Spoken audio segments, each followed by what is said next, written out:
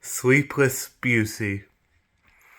Oh, there, oh, there, little Aurora, Aurora, there, ch- called, the, called Flora, trying to calm the crying, fussy baby princess.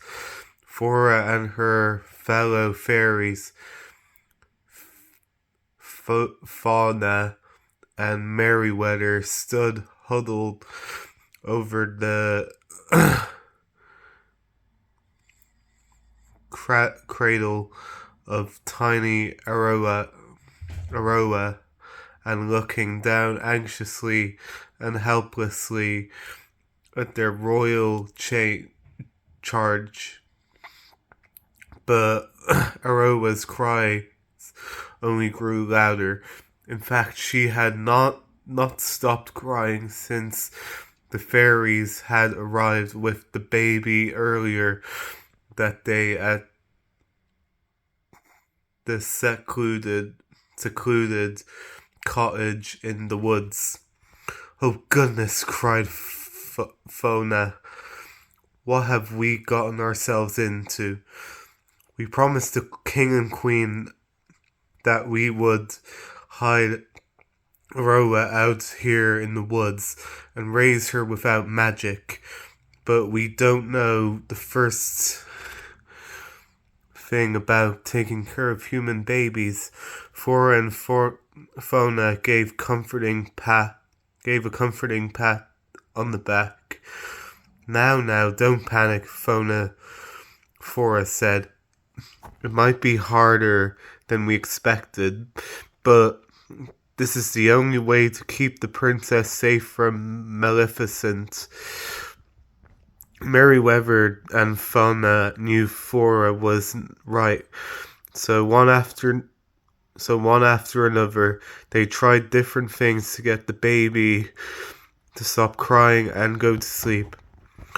Well, said Flora, fairy babies are soaked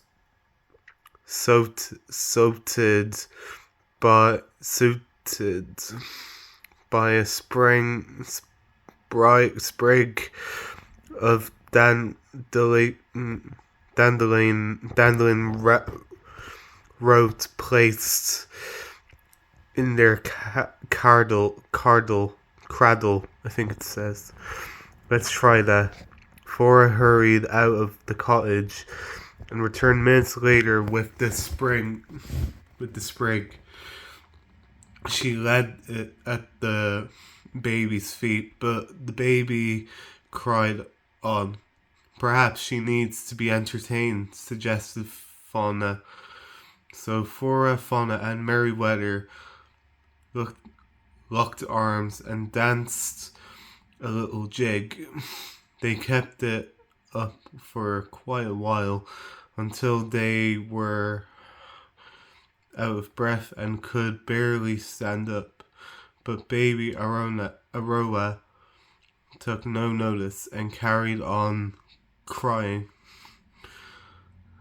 Now, Fona, we're getting desperate. Come on, she said to the others. Come on, she said to the others.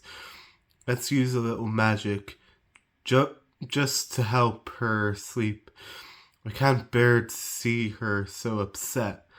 Now it's no, it's much too dangerous, cried Merryweather. Oh, fiddle faddle, shouted Fauna, who began to wave her wand over the sleeping child. Just then she accidentally nugged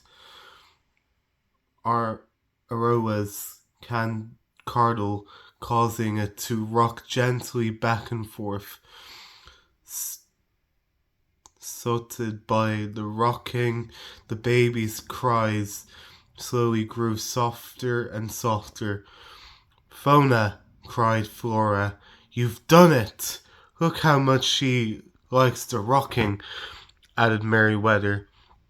So the three fairies continued to rock the cradle gently back and forth, and soon Aroa drifted off to sleep. Well, for Fauna, well, Fauna whispered to the others. Once the baby was asleep soundly, that wasn't so bad now, was it?